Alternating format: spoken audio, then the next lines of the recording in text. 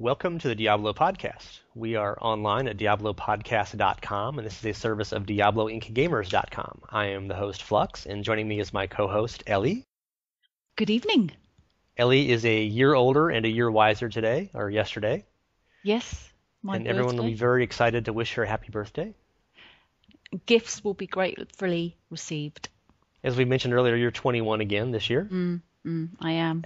And I did a little math back. That means you founded the website when you were actually, I think, 7. I did. Quite entrepreneurial in your age. I was very talented, yeah. Yes, but I wasn't playing Diablo, of course, because I wasn't old enough to play Diablo at that age, obviously. Well, you could, but you had to have your parents there to watch you. Mm. Make sure you didn't see anything scary. Yeah. As usually happens with our podcast, we recorded our weekly news attack last, I think it was Thursday. We actually did it last week. And immediately, an hour later, beta leaks, screenshots, interface videos, character creation videos. As you're editing the podcast, the next day to put all the video cool stuff in it. Yeah, it's sod's law, though. You had to be like, God, the whole thing. It's like, it's not obsolete, but if it had recorded a day later, it would have had a little bit different content, obviously. Yeah, well, hopefully it won't happen now because it's all out of the bag, pretty much. Yeah, so obviously this week we're going to be discussing a lot of, I guess, the beta. That seems like a good topic, huh? You concur? Yeah. There's been a bit of movement on that this week, I think. Indeed, of many sorts. We have a bunch of news items to run down and to get our witty and clever opinions upon them. I have unfortunately not been doing any beta playing yet. I am not in the Friends and Family beta, although I have high hopes to be in the Enemies and Strangers beta later this month. Me too. Who are you then, enemy or stranger? Both. Yeah. Strange enemy. Yeah, of course, generally, with a lot of us, it'd be the Families and Enemies video, beta. That was well said. Because, we all hate our relatives. So, first topic. Gameplay movies and streaming videos. There have been a lot, and obviously the fans have been just eating them up. There's a number of, what do you think, Elly? You had any thoughts about the videos, or anything that's jumped out at you surprisingly? No. It's almost exactly as you thought it would be. It's gone exactly as planned. Yeah, no, Okay, then, next topic. Oh, wait, go ahead. No, it's confirmed that it does feel like Diablo, even though I've played it anyway, but with time passing, you begin to believe that perhaps they haven't captured, maybe they've lost it with all the changes. Maybe they have lost that Diablo feeling, but actually now watching it, I think it still captured the Diablo feeling. Do you not agree? I do agree. And I've played it, I've played the game more recently than you have, the last 3 BlizzCons. So I've seen, kind of its evolution and different levels. I mean, that was basically in Tristram. I mean, you see some of the exact same areas in this current beta test that we saw then, and they really look almost just the same as they did. I mean, it's hard to say with video versus the real thing, but it's very similar, and the areas look the same, and it was gloomy and misty and dark and depressing and scary, and so right from the start, I think people who were maybe only seeing videos or screenshots had a little different impression of it than people who'd actually played. And no rainbows at all. I haven't seen a single rainbow yet. Rather disappointed. Yeah, that's true. I'm surprised. There haven't been any rivers with running water gorges, I guess, in this part of the beta. Or frolicking ponies, or... apparently there are frolicking ponies. If you look at all the spoilers in our beta forum, we're going to avoid any spoilers on the podcast, but that's another big topic of news. We'll get to that in a minute, but lots of leaks, lots of interesting stuff. But so you've seen, a number of these gameplay videos. I mean, have you seen any characters you're like, oh, I really, the Witch Doctor looks much cooler than I thought, or the monk doesn't look so weak or something, or you just want? All of the characters look good. I think I'm not as enamored with the Demon Hunter as I thought I would be, so I think I definitely will go for the Wizard to start off with. Although I am more impressed with the Witch Doctor now. I love his blowpipe sound, by the way. Just a very small feature, but I really like that. But overall, I'm more impressed with the Witch Doctor now I've watched quite a lot of gameplay than I was, say, last week. He wasn't really a contender, but I'm actually quite liking him now. I've seen other people say that as well. They were more impressed by his spells and seeing him in action. And I thought that was kind of funny because, when I played him last in the 2010 BlizzCon, he was really weak in the PVM demo until you got some runestones. Like his blowpipe just has this one single shot, and it's kind of a slow firing rate. But as soon as you got like a level 2 of whatever the gem was, it became 4 shots, like like a machine gun almost. And it was just instantly, it was literally 4 times as effective as soon as it got that rune in it. And I thought that the witch, and the same thing was true with fire bats as well. It was very weak at the base, and then with a rune that added more range and damage, it became an awesome, like this massive inferno killing spell. And I was wondering if the Witch Doctor would suffer in the beta because there are no runes in the beta, but apparently people aren't having that problem. Now, he looks a lot of fun. One thing that people have brought up that I've found interesting is everyone seems to love the beta visuals, even the streaming ones, which aren't really high quality video.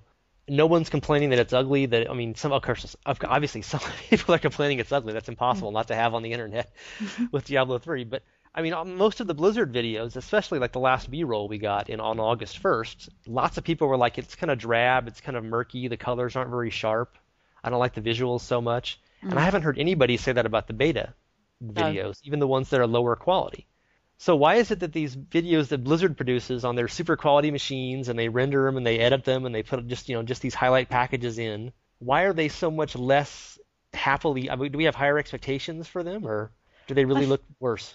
I think they do look worse. They seem more sterilized and staged. What we see on these gameplay videos is exactly what we're used to seeing when we play. It's not staged. Yeah, I've seen people point out that it's the interface helps a lot, actually seeing what the skills are called and seeing the mana going up and down and such.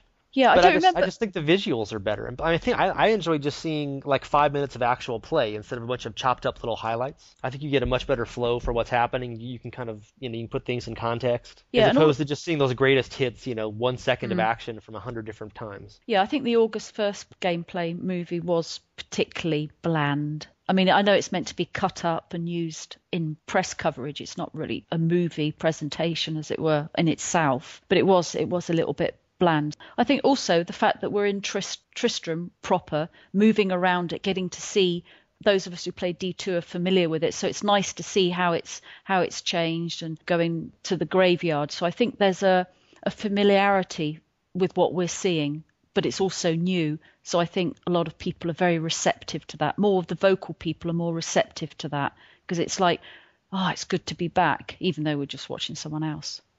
and putting ourselves in their place. Yeah. Like watching people go past piles of gold. It's been very hard. You want to go back and pick them up? Yeah, I know. I was watching that high quality Demon Hunter one we've got. It's on our front page now. He just keeps walking by bits of gold and they're twinkling and it's like, you've missed a bit. Go back. It's so frustrating. Well, there's nothing to buy, I guess. You can't really continue through the game, so. Yeah, but it's gold. Pick it up. But there's nothing to spend it on. You should be used. You played Diablo 2. You should be used to not picking up gold. It had no function then. I was watching a quest today, Matriarch's Bones, and it's in the defiled crypt, and you're tasked to find the bones in the urns. And as soon as you get the quest, you instantly know that there are 3 urns because they show up on the minimap as little yellow lights. So you know exactly where they are. And as soon as you get in with view of them on your screen, they glow and sparkle. And it just... You think it's too easy? Oh, God. Could it be any easier? Really? Well, they could actually do it for you.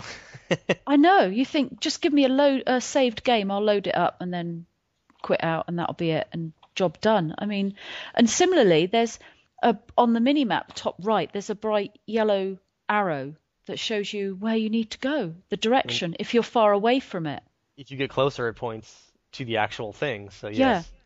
It's just irritating. That was the case in the BlizzCon demo last year, but that was also set in Act 1.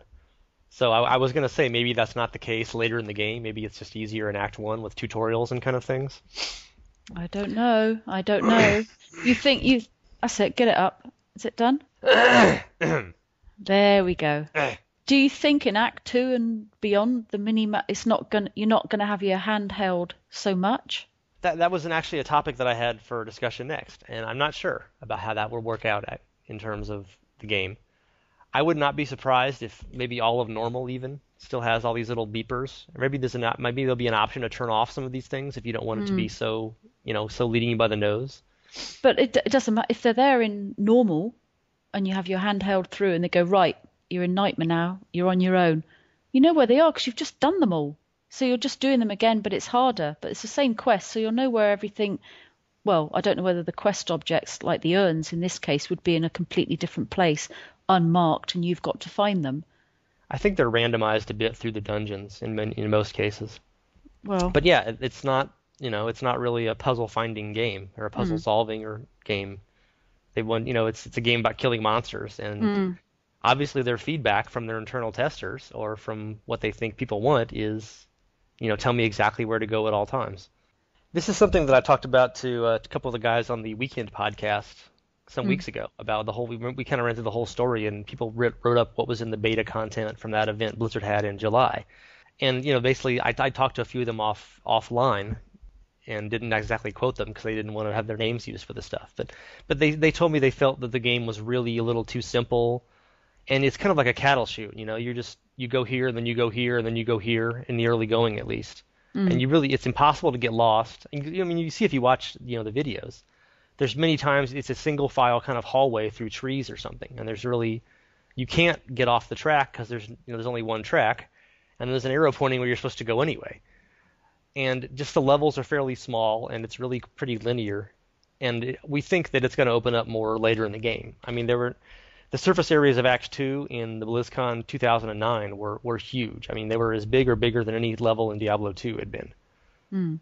So I think there will be a lot more open areas and exploring, and possibly that will also tie into what you said about the quests. They will be a little less, it won't be quite so easy and obvious what to do later in the game. Yeah, that's my thinking, that it really is idiot style at the moment, just to get you in, and perhaps they won't be holding your hand so much as you progress through the game. I really hope that. But you see the people, obviously not everyone doing a live stream, but a lot of them don't know where they're going and are still getting lost and don't know how the game mechanics work. So I think it's probably necessary to some sad, for us hardcore longtime fans think it's too easy. And then you look at, Blizzard's always quoting these figures, half of people never even beat normal difficulty on Diablo 2, that kind of thing. So they obviously think that it needs to be easier and hand-holding and guiding you through, and that seems to be the kind of the way video games are going these days. Yeah, but if they want you to be a long-term player of the game, not just buy the box and then doesn't matter what you do because they're not going to get any more money out of you, that's not the case now. They want the people to play all the way through normal and past Nightmare and Hell and on to Inferno. So they can start buying items. You don't want to appeal to the people who've got an attention span that will see them through halfway normal and then the game's down. You want people who, for the long haul. I don't think any long-term players of Diablo 2 were sticking with it for 10 years because they thought the quests were so awesome. It's not, we're critiquing the quests being too easy in D3 maybe, but it's not like the quests were this, that wasn't the selling point of Diablo 2. Like, oh boy, I get to find the Gidbin again. Wow. Yeah. Maybe it'll be in the Flayer jungle this time. It's like, no, okay, I think we know the quest. We pretty much got that part down. Oh look, it's Izuel. Wow, he's in this level again? God, I never thought. I think it will get a little more challenging maybe, and not be so linear and so obvious where to go at every moment later in the game, Act 3, Act 4. Outside of who knows? Outside of hardcore, do you think that death penalty will become more severe? Because watching the videos again, I noticed that you're fully healed, you're revived in 3 seconds at the last checkpoint, which is pretty close usually, and you only get 10% reduction in durability. And you notice people running into battles with like a slither of health, and they're going to die, and they know they're going to die as well. The screen's all glowing red to say, oh, you're in danger, which that's another thing that really annoys me. Well, you can see your health globes low, but the screen's practically covered in this red fog of war. So I was wondering if death penalty might get more severe. So there's that sense of trepidation, because obviously that doesn't exist at all. I think it'll be as it is. It'll just be what we see, and I've been complaining about the death penalty for a while, and some people are like, well, it's actually severe because repair costs might be really high, which is true. We have no idea what repair costs will be later in the game, but that you have to wait 2 seconds and you come back, as you say, 5 feet away, fully healed, with all your equipment still on. It seems that there's not much of a penalty. It certainly isn't a delay of time. And you can actually restart right where you died if other people in the game want to resurrect you, which they can do just by clicking on your corpse. They don't even need like a reagent or a scroll or anything. So, of course, if they're busy running from Diablo, that's not going to happen. But generally speaking, it's pretty simple. And that's Diablo 3. It's more accessible, and they don't punish you for making bad decisions. Everything can be respec'd and changed around. And as you say, only hardcore is the only real consequential. There's no item binding, nothing. So I mean, really, there's no way to do anything to your character that you can't easily reset. Hardcore's it's too severe for me. There's no happy medium. There's either La La Land or hardcore. And hardcore, I couldn't cope with that, playing all the way through, getting to say halfway through hell difficulty, and then dying. I couldn't cope with that. That would really annoy me, to put it politely. Well, happily, we just posted a 2-part podcast all about hardcore. So people who are considering it can listen to that and see what they think. And we never really addressed the issue you just said, ironically, despite our 2 hours of podcast. Some people like it and some people don't. And many people who say they wouldn't like it try it one time and find it so much more thrilling and exciting that they want to stick with it.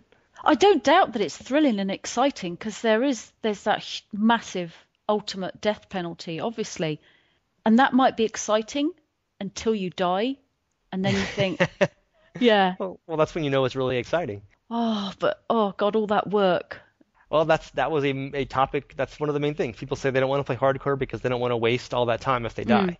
But I'd like a happy medium. I'd like to be, oh my God, I'm going to die. Oh my God, I'm going to die. That sort of thing where you don't, because you play hardcore. Well, that's how it is for you. But I want to feel that. And then if I do die, it's like, oh God, no. Welcome to 2011. Oh. It's not the old days. Everything's easy in games now. Back in our day, we had to walk uphill both ways through snow. I did see a really funny quote. It was actually in one of our comment threads, and some people have been talking about the narrations and the sound effects and stuff in the game. And some guy, his quote was, "The voice of that guy that tells you about the monsters." This is, of course, Deckard Cain. I was like, oh my God. And he said he sounds like Stewie. You hear it in his voice? I think it's kind of funny. He's a character on, I think, the Family Guy show. He's one of the cartoon characters on that. Who, me? Yeah. But I'm just like, the dude who talks about the monsters, it's like, oh my God. One of the old episodes of Beavis and Butthead, many, many years ago, they saw some old person, and one of them, Beavis or someone says, he looks like the dude on the dollar. That's what I thought of when I heard the dude talking about the monsters. It's like Deckard Cain, George Washington. Why would you fucking know these things, The dude on the dollar. So yes, Deckard Cain talks about the monsters and have all these little tutorials that show up. Mm. There's actually other thing I noticed is we're snooping around all this beta leaks and content. Is there are lots of files for tutorials in the game that are not in the beta.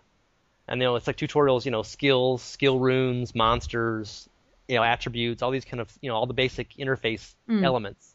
And the files aren't available at this point, at least not that I could find them in the code. But I think there'll be all these like video kind of walk you through visual feedback. I'm not describing this very well, but it'll show you what to do, and it'll move your mouse around and show you all the buttons and stuff for complete newcomers to the game, which will kind of be cool to see. But I like the little story inserts. Yeah, the little lore minutes. We're gonna put all those on the website. Actually, those are all easily obtainable in the code. Yeah, I think that's a nice touch, and I also really like watching vids again today. The grotesque. I haven't really noticed them, paid that much attention to them before, but I love the way they move. They got their arms up in the air, haven't they? And it's like when you're a kid and your mum used to take your jumper off or something when you're going to bed, and she'd go lift to lift your arms up, and that's what it just reminds me of little kids putting they're fat things, aren't they? But I think they're really cute little monsters. Little kids are fat things? No, they're little fat things. Oh, the monsters in the game. Yeah, I think they're really cute. I don't have that memory of my childhood, oddly enough, but I'll take your word for it. I was raised by wolves or possibly gypsies. Another cool topic, new skill layout. We had screenshots of a whole new interface for the skills, and they're all rearranged and put on one page, and people seem to like it. Do you like it? Yes, it seems organized into simplified kind of skill trees. I think it makes sense, actually. Yeah, the previous format was they were just in a kind of a single file stack, and you had to scroll down this list to see them. They went, as they progressed in level, which gave you a little bit bigger picture, but you had to scroll to see everything. You had to scroll like 2.5 screens worth. It would show like 1 through 10, and then 11 through 20 kind of thing on one visible screen. And the new one, you can see all the skills at once, and if you hover over them, you get the little pop-up tooltip that tells you, what it does and the importance of it. And there's, as you say, they're sorted in every category, every class has them sorted into 3 types, like offensive, defensive, support, that kind of thing. Yeah, it's a bit like simplified skill trees, really. I mean, I don't. Yeah, like skill clusters or skill grids or something, I guess you'd say. They've kind of come not full circle, but they've come a little bit towards trees again, I think. There's no dependencies or anything like that, but they are all sorted in one little thing. But also, I've seen quite a bit of discussion on beta forum about the skill switch, about swapping skills mid battle if there's any penalty or there's a global cooldown, or now the importance of choosing your 6 skills well. Is that so important if you can, at a drop of a hat, just swap out a bunch of skills on the fly? I am not a big fan of their, as I call it, the free spec system, where you can instantly change around skills without any penalties. Because I think it's going to lead to a lack of variety in the end game. If people just can switch every time they want to, everyone will change to, these 3 skills work the best in this area, these 4 skills work the best against Diablo, these 4 skills work, here. It seems like every wizard will be the exact same thing in the same areas. I mean, obviously there'd be some variety, okay, this area you want to use lightning and there's 4 lightning spells or whatever, but it just seems like it's not going to lead to much. I like the idea of you have a character build and you've got strengths and weaknesses, and you find ways to make skills work together and compensate for each other. A rune skill, runes locked, are they locked? Do we know that yet? That's the other point, because there's no runes in the beta, so obviously you can switch at any time and it makes no difference. But in the final game, there will be runes in every skill, and you will be able to remove them apparently without damage to the rune. You have to go to the jeweler, though, probably. And so you could switch around, but obviously the skill would be very much better with a rune, so you'd need to carry maybe extra runes in your inventory. The thing we don't know is, can you leave a runestone in a skill when that's not an active skill? Yeah. So, I mean, could you have 10 skills with runes in them, and then you're switching between the 6 you like best? And you obviously need to have surplus runes to do this, but eventually you'll have every character with 20 level 7 runes or whatever, if it just keeps building up. And we don't know. So Blizzard's the other thing that they'd mentioned when they're redoing the skill runes is they might have some kind of a system where the runes are attuned to a given skill, where this golden rune is only active in magic missiles or something like that. And once you take it out of magic missiles, you can't put it into a different skill. But it's all up in the air still. I wonder if there'll be some sort of global cooldown, so you literally can't on the fly literally run to the edge, swap out 3 skills and then jump back, swap out a skill that maybe accelerates healing or something, or some sort of regeneration, swap that out, heal, swap it back out, put your offensive skill back in, run back into the battle. Yeah, I think it'll be that way in normal, but hopefully in higher difficulty levels. I mean, I hope. Obviously, some people want it to be this way always, but I hope that you'll have to make decisions that will actually have import and will stick with you for a while. Yeah. And perhaps in higher difficulty levels, at least in Hell or Inferno, there'll be, a cooldown, as you say, or something. They've talked a lot about they're going to do much balancing after the game ships. They can't simulate 1 million people at level 60, internally. So I think that maybe that kind of falls into the same category of changes, where they really need to see how this goes for a month with 5 million people playing the game 20 hours a day. Yeah. And they'll see what the problems are, and if it really is causing that kind of thing in high level, and they'll say, okay, we can make them change here. So maybe they're just leaving their options open. Well, that's not a bad policy to have. It's going to be interesting to see how they can tackle it. Reading all the theories on the forums of how it could work. It's going to be interesting to see how the devs actually solve this one. Yeah, it indeed, as you say. Another topic.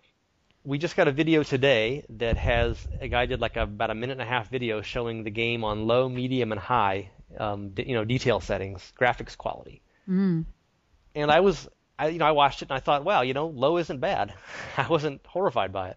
No, I think it still captures the atmosphere very well. I mean, it's a little less detailed. The colours aren't as rich, but it's perfectly acceptable in the lowest setting. I took screenshots of each, because he used the witch doctor and he summoned that thing that went all green. I don't even know what it's called. Zombie charger. Yes, charger. Okie doke. So I froze it just as when all the green stuff came out, which will be on the podcast if you're watching on YouTube, I will be putting those images at this very moment that I'm talking. And I froze it on low, medium and high. And you can definitely see a difference. From low to medium, instantly you get shadows. You don't have shadows in medium, and it's in low, and in medium you do, and that does add a lot to it. But the colours just get progressively richer, and the textures are more detailed. Perfectly acceptable, really, in low. And the guy also did that video with the zoom on for some parts of it, which I thought it was more obvious. It got big enough you could kind of see the individual polygons in low. It could look kind of, I would say pixely, but they're not pixels anymore. But you know what I mean. I was surprised that low looked so good. I was also surprised when I looked in the comments for that post, and other people agreed with me. I've had very few complaints about Diablo 3's graphics. I think it looks really cool, and I'm not a real hardcore gamer playing on some super high level machine with photorealistic brand new games or whatever the newest game that looks super super real is. I'm not unhappy with games that look. I still think Diablo 2 looks pretty good. I'm more into the kind of the overall aesthetic and the painterly, the artistic style instead of wanting to think it's real people on a movie. And I was expecting that low, medium, high video to have, we get every time there's a new post of screenshots, I'll go, these look really cool. And there'll be all these comments. These graphics are horrible. This game looks like it was made in 1997. They need to upgrade everything. Where's the anti-aliasing? Et cetera, et cetera. And I was expecting that in this low, medium, high video comparison. And there was very little of it, at least so far. I was amazed that there weren't more complaints. And people said that apparently StarCraft 2 looks really bad on low. It's just blocky, and it's like it does look like a 1997 game, like you're just using squares of different color almost. And people were saying this looks much better than the low will look in the real game, and that the guy who recorded it has a really good system with a good video card. So even low looks pretty good. Whereas if you were on some really crappy minimum specs machine, probably low would look a lot less good than his. If you get 10 frames per second or something on top of that. Oh, Christ. There comes a point where you have to just say your machine's not good enough. I mean, there's only so far you can cater for, isn't there? I guess Blizzard wants to be inclusive of everything, systems and skills and people and gamer abilities and patience levels and etc. Well, how many people are running 486s, really, nowadays? Come on. I don't know. There's no way Diablo 3 will run on my laptop, which is about 2 years old and was not a gaming computer in any way. I mean, it would run, it would just look horrible. It would have, 3 frames a second or something. Or so I estimate. I mean, I tried Path of Exile Alpha on my laptop, and it was unplayable. It was like 5 frames per second. And then I tried it on my tower, which is a couple of years old and not a real massive gaming rig either, and it ran perfectly fine. What I usually play on my laptop is Pharaoh, which is a really old game, and it's not, graphically intensive, but it rocks. And I also the last game I played on it was Torchlight, and that ran perfectly well on my laptop. It looked great. Yeah, Torchlight actually was pretty good on my laptop, now that you bring it up. Torchlight 1, I mean. Yeah, that one run fine, because I used to play that quite a lot. Offline. Yeah, well. And you can play Torchlight 2 offline as well. Another thing that's been a lot of conversation is we've gotten leaks of the music for Act 1, and people have enjoyed the narration. That old guy who talks about the monsters is pretty cool. People are big on him. And the other conversations, although I've seen some threads of people saying the dialogue's horrible, etc., but, people are always, haters gonna hate, right? God, I can't believe I said that out loud. I feel like I'm on a rap video now. Yo, haters gonna hate, who?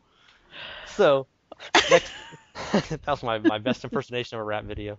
And the music has been nicely done, and I thought it was it's more atmospheric, it's not a big orchestral, banging, crashing 1812 overture kind of thing. Quite similar, though, to each other, aren't they? The ambient ones I put up a Tristram one yesterday on YouTube. That's much more like a score, and it's much more like Matt Ullman's music as well. For people who haven't maybe heard them yet or seen them, you grabbed a number of there were what, like 20 pieces that were like a minute and a half long, basically, something like that? Yeah, and I pieced them together from the areas that they're from. You put like 5 or 6 from the same area into a video, and then put screenshots and video, and concept art and stuff showing that area. Yeah, with captions. Yeah, and people seem to really like it. The first one got like 70 replies, didn't it? And people were like, "This is really nice. It gives me a sense of the game and such." Yeah. But of course, that was the day before all the videos came out, so maybe they're just watching the beta now. And it's very atmospheric. It's almost ambient music. It's not big crashing, dramatic, up-tempo stuff. It's like background noise kind of thing, and it goes below the battle. And some people were complaining that it was a little too subtle, and I think Bashiak had a comment saying that there are parts of the game where we have big, musical flourishes and trumpets and stuff. Probably like when the Skeleton King first spawns, that kind of thing. But you don't want crashing, banging cymbals and kettle drums the whole time when you're just going through a cemetery. It just would be out of place. And there's 20 hours of music in the game or something, so I can't. The guy playing the drums gets tired after a while. You gotta pace yourself. Let's do a little strings here, a little softer. Okay, next topic. We don't have any more. We're done. So, any other comments on the beta? Or current news? No. Any site things you want to plug this week? Oh no, I haven't seen anything to do with the stash. Have you seen any videos showing the stash, the shared stash? I have. People have mentioned it, that you can buy more pages. I haven't watched every video, but I have not seen that actually. Now that you bring it up. Yeah. People are kind of doing. People aren't really looking at the items that much, which is kind of what happens in the demos. You're just playing it so fast, you don't have time to stop and worry about that. So maybe as people get more into the beta, it's only been like 2 days. One thing we were looking forward to with the beta, Ellie, was our website. It's been a long time since the Diablo 2 beta, but we thought we had a busy website before then, and I remember thinking, we're doing really busy, it's picking up speed. And then the beta started, and suddenly we were getting like 300 emails a day, and the forums were all clogged and crashing, and we were trying to add new forums frantically.